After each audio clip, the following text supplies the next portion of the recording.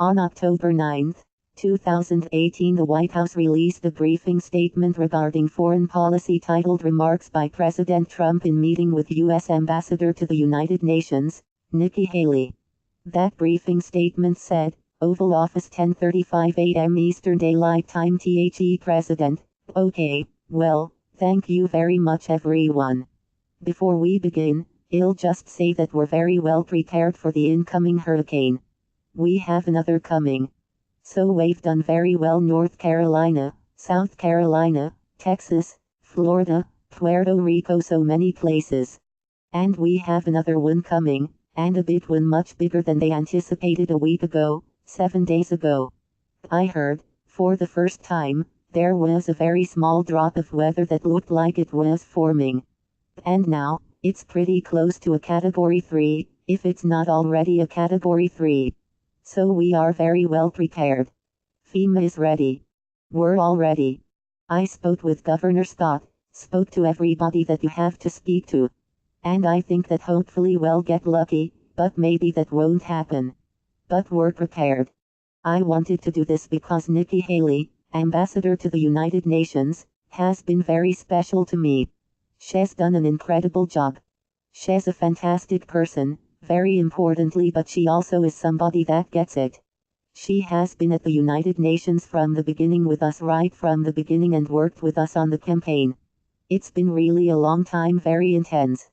And she told me probably 6 months ago, she said, you know, maybe at the end of the year, at the end of a 2-year period, but the end of the year I want to take a little time off. I want to take a little break. She's been a very successful, as you know, Governor of South Carolina for 8 years. And then she did this, and this is possibly even more intense. Ambassador Haley, yes. The President, with what's going on in the world, and very dangerous, and a lot of things. But she's done a fantastic job, and we've done a fantastic job together. We've solved a lot of problems, and we're in the process of solving a lot of problems. At the beginning, North Korea was a massive problem, and now we're moving along. It's moving along really nicely. I can speak for Secretary of State Mike Pompeo. He thinks the world of Nikki. And so we're all happy for you, in one way, but we hate to. Hopefully, you'll be coming back at some point. Ambassador Haley laughs. The President, but you want to just in maybe a different capacity. You can have your pick. But I just wanted to let you know, so at the end of the year, Nikki will be leaving. And we'll be in constant touch, I know that. Whenever you have any ideas, you're going to call me Ambassador Haley, yes. The President, because you know all the players. And that was really the thing I think she did best at the United Nations. She got to know the players. She got to know China, Russia, India. She knows everybody on a very first name basis. And they like her except for maybe a couple, which is normal, right? Ambassador Haley laughs. The President, they can't all like you. But they do, they really like her. And I think, maybe more importantly, they respect her. So, Nikki, I just wanted to tell you that we will miss you. We'll be speaking all the time, but we will miss you nevertheless. And you have done a fantastic job. And I want to thank you very much. Ambassador Haley, thank you. Thank you very much. Thank you. Well, I want to say first of all, I want to thank the President for just, you know, allowing us to come out and talk to you this way. It has been an honor of a lifetime. You know, I said I am such a lucky girl to have been able to lead the state that raised me, and to serve a country I love so very much. It has really been a blessing, and I want to thank you for that. But I'm most excited. Look at the 2 years. Look at what has happened in 2 years with the United States on foreign policy. Now, the United States is respected. Countries may not like what we do, but they respect what we do. They know that if we say we're going to do something, we follow it through. And the President proved that, whether it was with the chemical weapons in Syria, whether it's with NATO saying that other countries have to pay their share, I mean, whether it's the trade deals, which has been amazing. They get that the president means business, and they follow through with that. But then if you look at just these 2 years at the UN, we cut $1.3 billion in the U.N.S. budget. We've made it stronger. We've made it more efficient. South Sudan, we got an arms embargo, which was a long time coming. 3 North Korean sanctions packages, which were the largest in a generation, done in a way that we could really work towards denuclearizing North Korea. The Iran deal, bringing attention to the world that every country needs to understand you can't overlook all of the bad things they are doing, you have to see them for the threat that they are. I think you look at the anti-Israel bias, and the strength and courage that the president showed in moving the embassy, and showing the rest of the world we will put our embassy where we want to put our embassy. You know, all of those things have made a huge difference in the US standing. But I can tell you that it's the US is strong again. And the US is strong in a way that should make all Americans very proud. And I do want to say that it's not just the president I want to thank. The family in general, the First Lady has been nothing but very, very kind to me. I can't say enough good things about Jared and Ivanka. Jared is such a hidden genius that no one understands. I mean, to redo the NAFTA deal the way he did. What I've done working with him on the Middle East peace plan, it is so unbelievably well done. And Ivanka has been just a great friend. And they do a lot of things behind the scenes that I wish more people knew about, because we're a better country because they are in this administration. I also just have to say, certainly, thank you to my family. Michael is a saint. And my 2 little ones, I adore them. And to Team US-UN, you know, they sacrificed a lot. They put a lot of time and energy into it. But they have a lot of heart, and really wanted to make America proud. And so, with that, I'm not leaving until the end of the year. My goal is that we make sure that everything is in good place, and for the next ambassador to come in. But it's a great day in the United States. And I'm proud to have been part of a team. Now, I don't have anything set on where I'm going to go. I think that the main thing was I was governor for 6 years, and we dealt with the hurricane, a 1,000-year flood, a church shooting, a school shooting. There was a lot. And then, to come in and do 2 years of Russia and Iran and North Korea, it's been 8 years of intense time, and I'm a believer in term limits. I think you have to be selfless enough to know when you step aside and allow someone else to do the job. So, thank you, Mr. President, President, thank you, Nikki. I'm so proud of you. Ambassador Haley, it's been an honor of a lifetime. And I will say this, for all of you that are going to ask about 2020, no, I'm not running for 2020. I can promise you what I'll be doing is campaigning for this one. So, I look forward to supporting the president in the next election. President, that's so good. Thank you, Nikki. Q Ambassador Haley, you list a long list of accomplishments. Why would you want to leave that all behind? Is it really a personal decision because you've been away from your family for so long? Or is it something else, too? Ambassador Haley, my family is very supportive. So, no, there's no personal reasons. I think that it's just very important for government officials to understand when it's time to step aside. And I have given everything I've got these last 8 years. And I do think that sometimes it's good to rotate in other people who can put that same energy and power into it. So there really is a lot of people are going to want to say there's a lot of reasons why I'm leaving. The truth is I want to make sure that this administration, the president, has the strongest person to fight.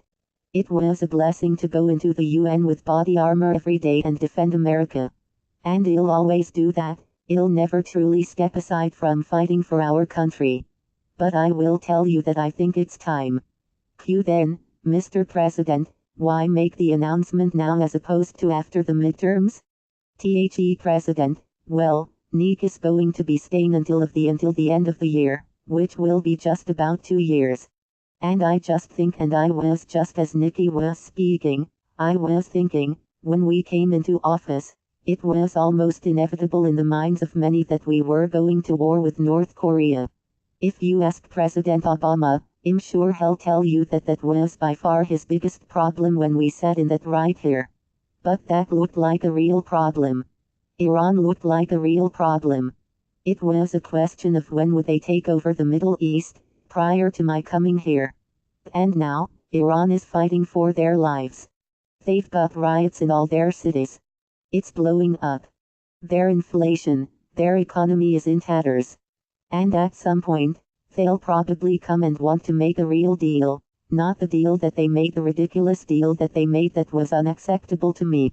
And so we'll see what happens. But what a difference between Iran, when we first came, I'd like to say the day before we came. And also, if you look at North Korea.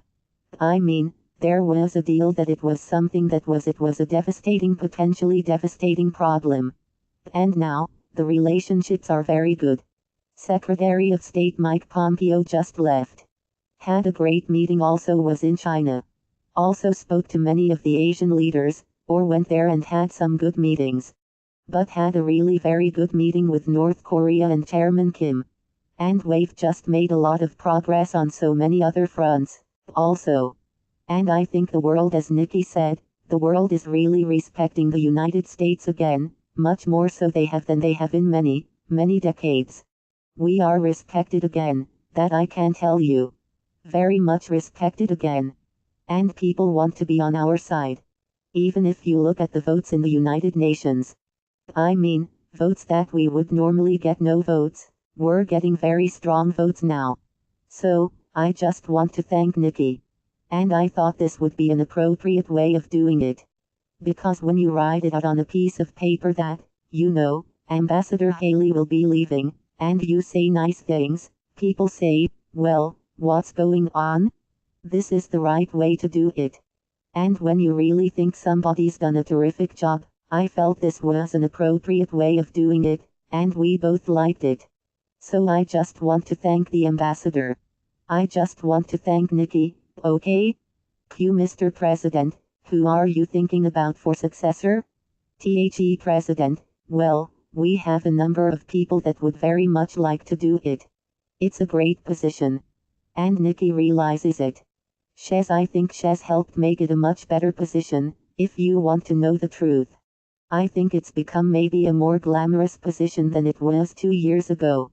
Maybe I wonder why, but it is. It is, I mean, she's made it a very glamorous position. She's made it a more importantly, a more important position.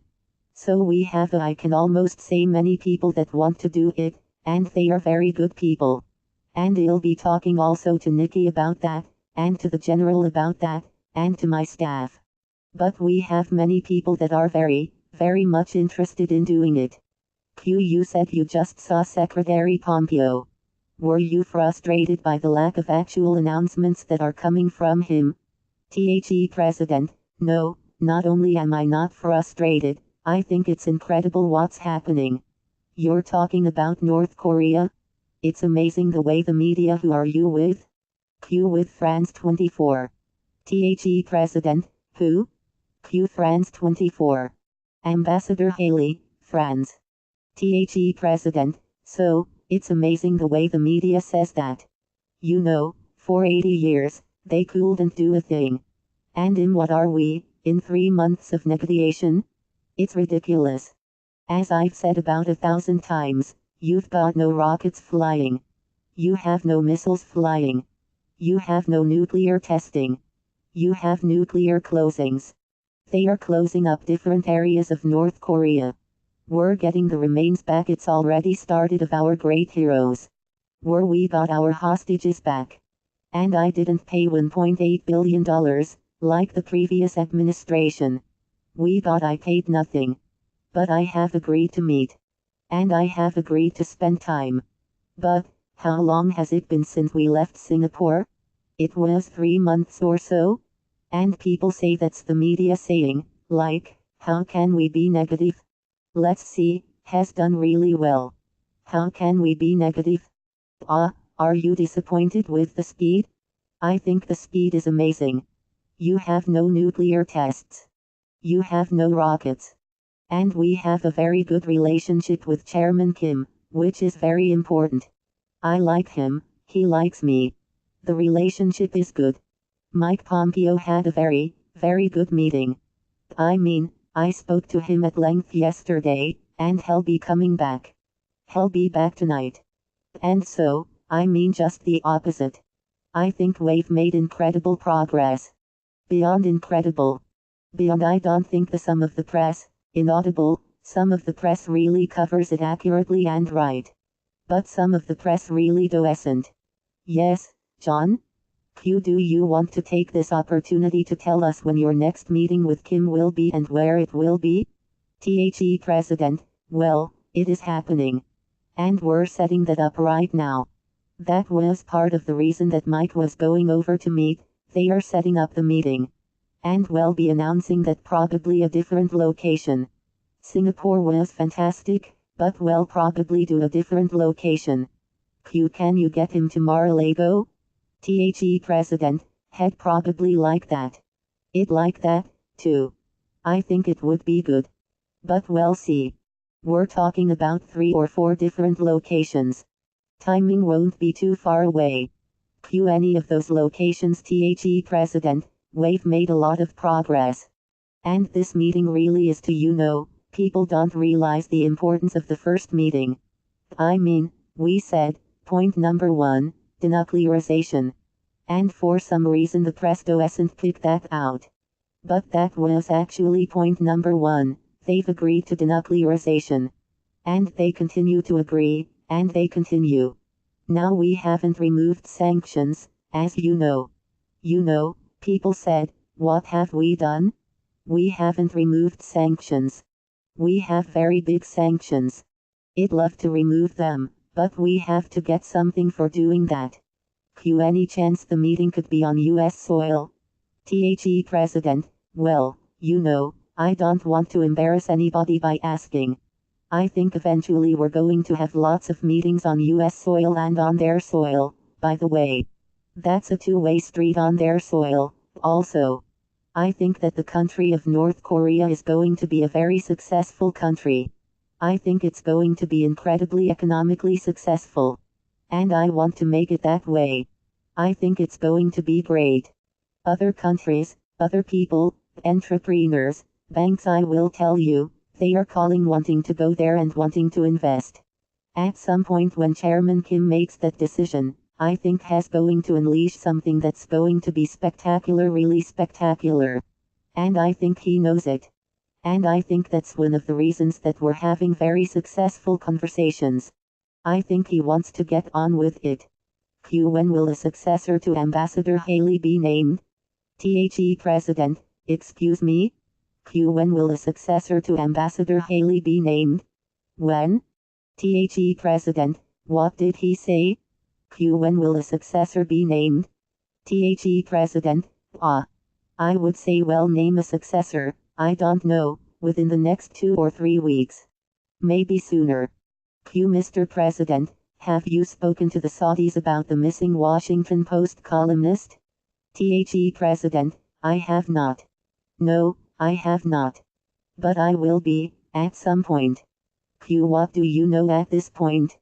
The President, I know nothing right now. I know what everybody else knows, nothing. Q, what's your response to Hillary Clinton saying last night's swearing-in of Judge Kavanaugh was more a political event than it was a national event? The President, I guess that's why she lost. She doesn't get it. She never did. I knew that a long time ago. Hillary never got it. That's why she lost. Anything else? Q, sir, the midterms are in 4 weeks. What's your prediction right now for the GOP? And how is your stamina out on the campaign trail? The President, I think we're going to do well. Well, you people would say, I guess, if you saw there was a 5% drop off, I'd say, there's something wrong with the president. You would say. But no, I'm going to Iowa tonight. We have a big crowd. We're going to make a big announcement tonight, by the way, in Iowa. We're going to be making a very big announcement. And I have to say, the farmers are so thrilled with the USMCA, the new agreement. I don't use the word NAFTA because NAFTA was a disaster for our country. NAFTA we lost millions and millions of jobs, thousands and thousands of factories and plants, and bad for farmers. You look at what happened. Farmers, over the last 15 years it's only gone down. Now, they are going to go up. We just opened up Mexico.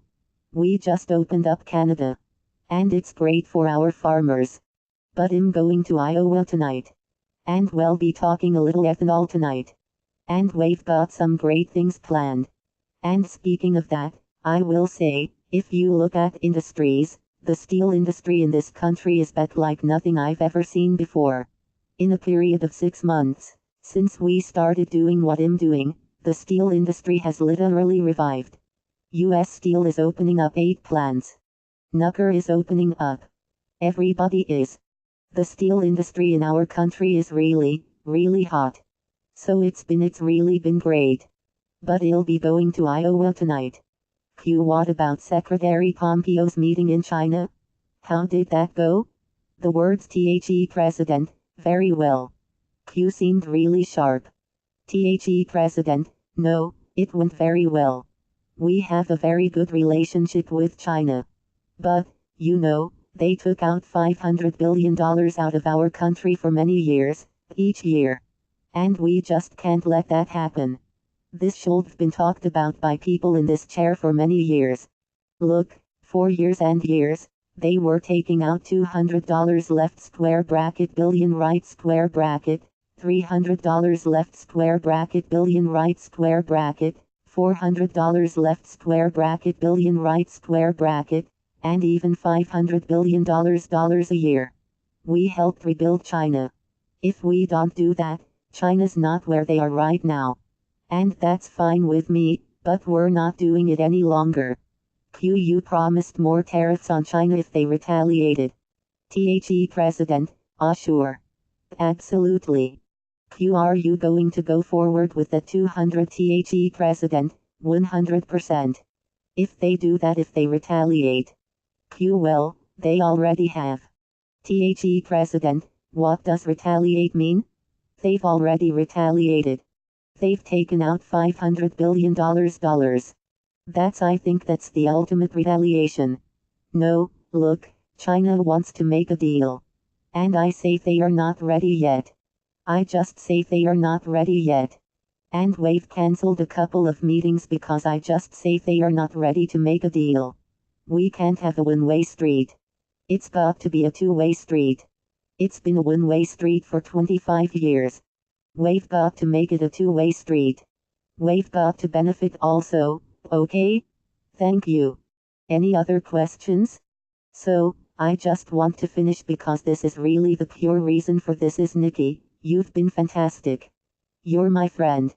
And I just on behalf of the country, I want to thank you for a great job. Thank you, Nikki. Ambassador Haley, thank you. I appreciate, inaudible. Thank you. THE President, thank you. Thank you very much everybody. END 10:55 AM Eastern Daylight Time.